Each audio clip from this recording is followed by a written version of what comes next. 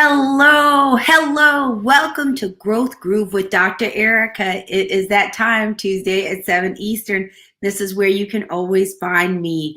I am so excited. Yes, I said excited. This is a one time for the show I have up for you tonight. I'm not going to keep you too long, but this is going to be one you do not want to miss. Now, I just want to tell you a little story about what I am wearing tonight. So, one of the things that I do personally to get me through stressful times, especially dealing with all of the stress of the pandemic and Lord, just adulting, being an entrepreneur, there's just so much going on, is that I like to put on things that make me feel good. So I watch things on TV that make me feel good. I listen to music that makes me happy.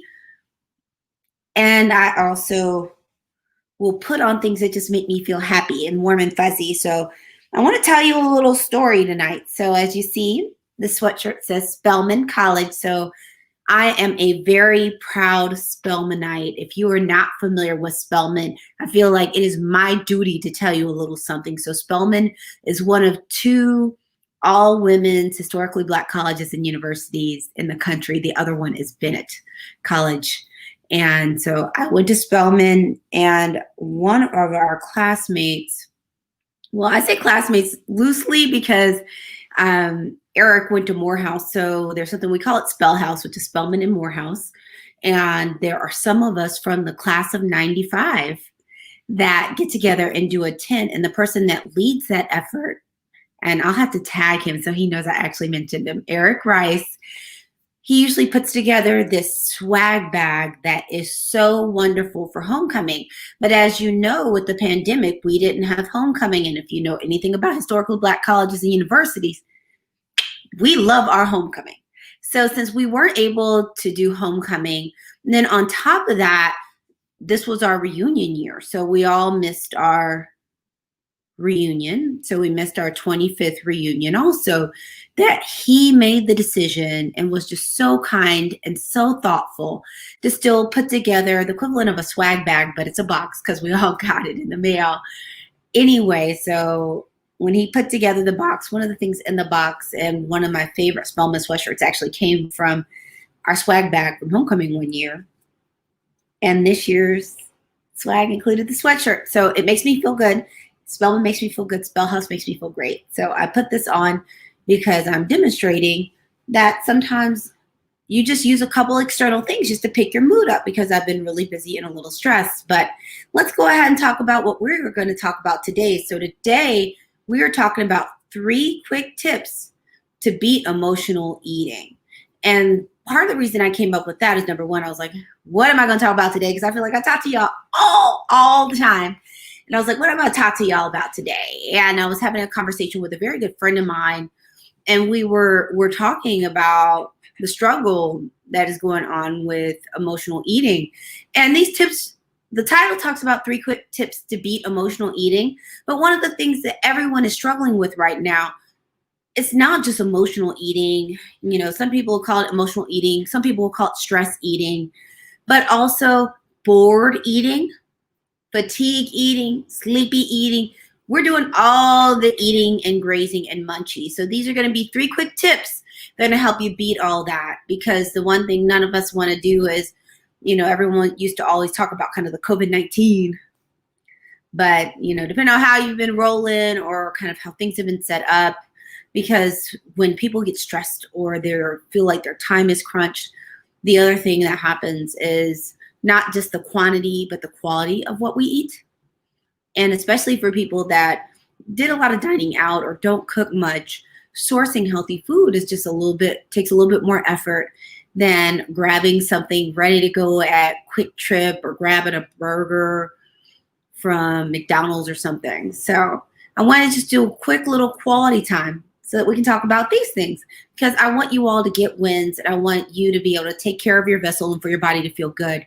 And to also not be walking around the guilt that happens, that most of us have if we're not eating well. That what happens when you don't eat well? You get sluggish, your skin can break out, You start feeling chunky.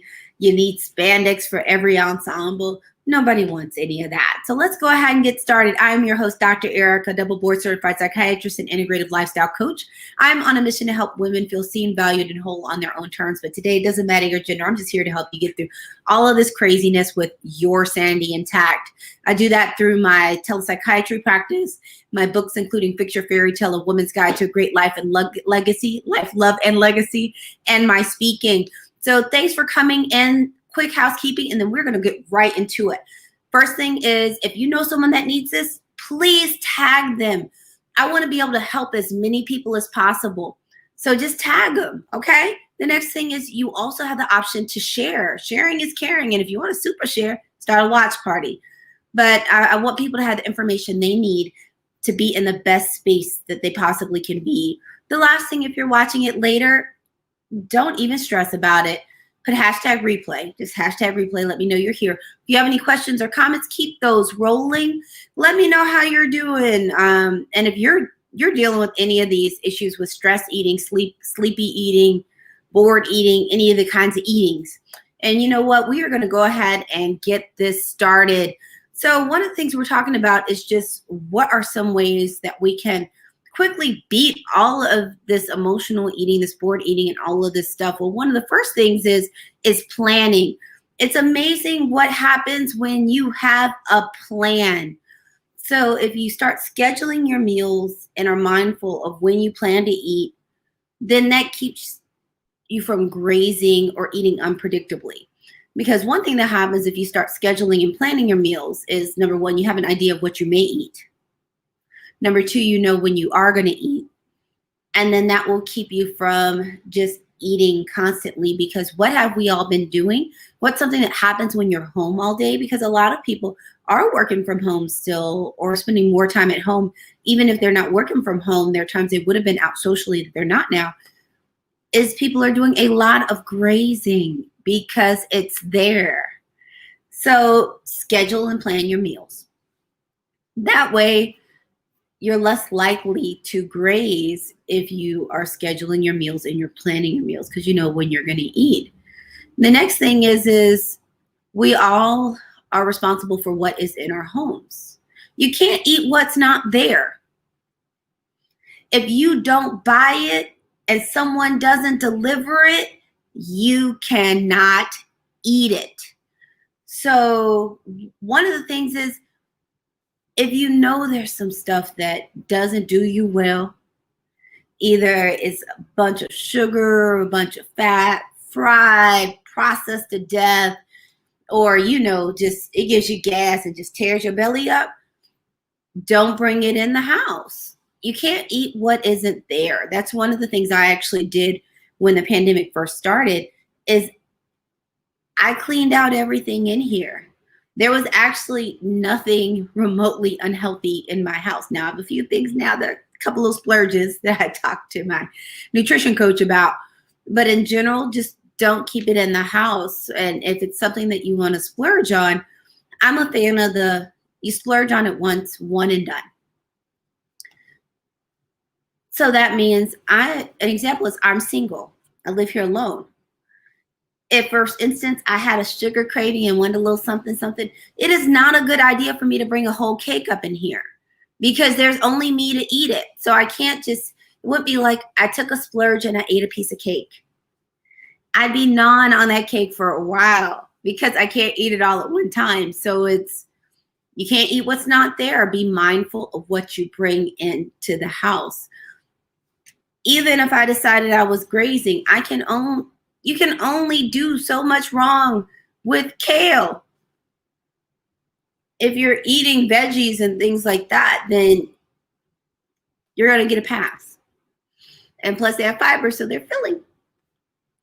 The next is, everyone is not working from home. I realized that for quite some time I wasn't working from home. And bring your food to work. One of the reasons that helps you beat these things is, if you bring your food to work, you're controlling what is available.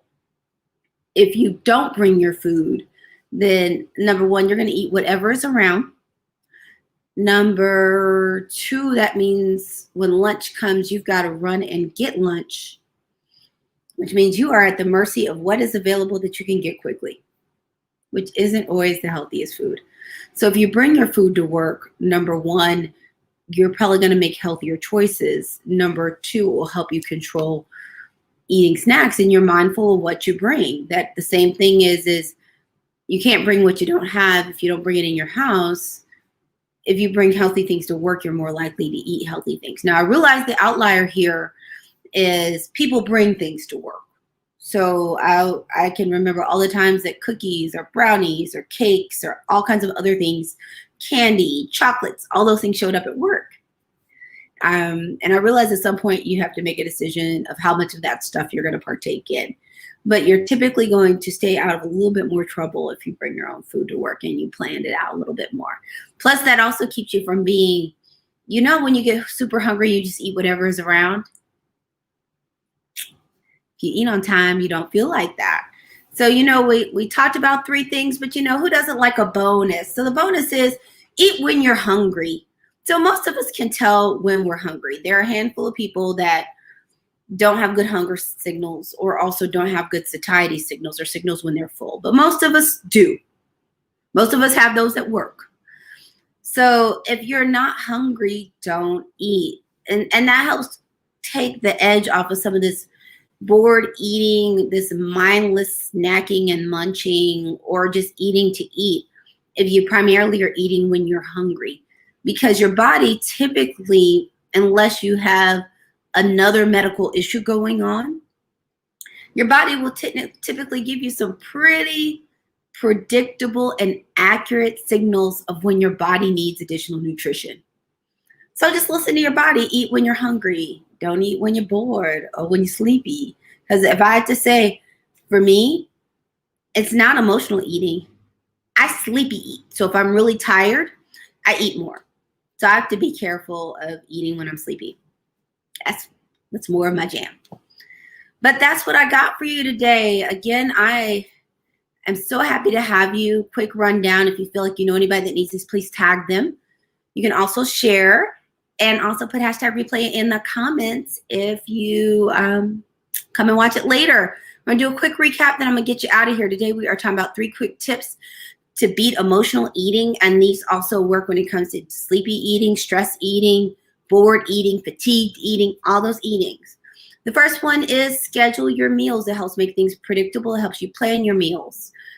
If you are scheduled, your body knows when you're eating, and you're eating when you're scheduled, you're most likely not going to do as much random snacking when you're not even hungry in between, and that can help decrease some of this grazing. The next thing is you can't eat what you don't have, what's not there. So don't buy a bunch of stuff and put it in your house if you know you don't need to be eating it. Don't bring it in there. You can't eat what's not there, so you can't go to Candy Town, Sugar Town, eat big piles of ice cream and cookies if it's not in the house. So be mindful of what you bring in the house. The next thing is bring your own food to work.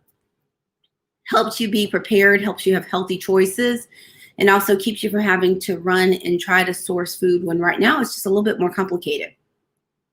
And the bonus was eat when you're hungry, not when you're bored, not just because it's there, not because, there's something yummy sitting on the other side, or you have some Publix fried chicken that's just sitting there and it looks good, it smells good.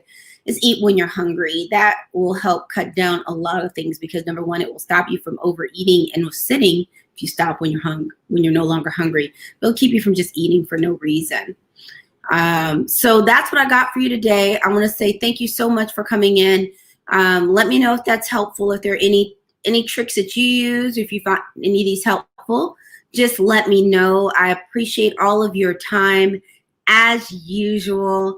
I just want everyone to be in the best place to stay healthy through all of the stress, but also when we treat our vessel, when we treat our body well and we're fueling it correctly, we're going to have mental clarity and feel more physically and mentally sharp. And it also can help your emotions if you're not just taking in just too much food or junk. Because the other thing is not just from just purely biochemical, but also just the guilt and shame of overeating or gaining weight can be difficult. And that's an emotional burden that I don't want you to have.